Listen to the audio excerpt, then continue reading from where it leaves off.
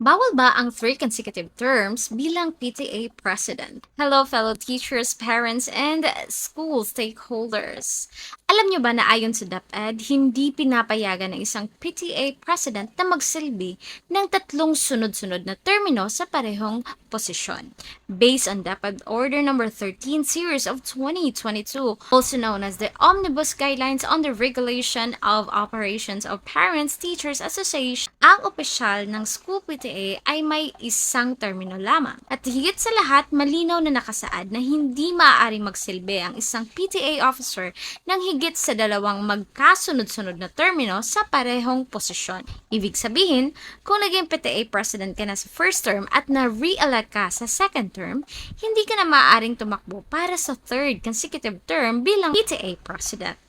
Layunin nito na mabigyan ng pagkakataon ng ibang magulang na makapaglingkod at makapagbahagi ng kanilang liderato sa paaralan. Kaya mga parents, mahalagang malaman natin ang mga patakarang ito para maging maayos and transparent alinsunod sa DepEd guidelines ang ating PTA elections. Follow for more DepEd updates and school governance tips. This is Teacher Grace. See you in the next video.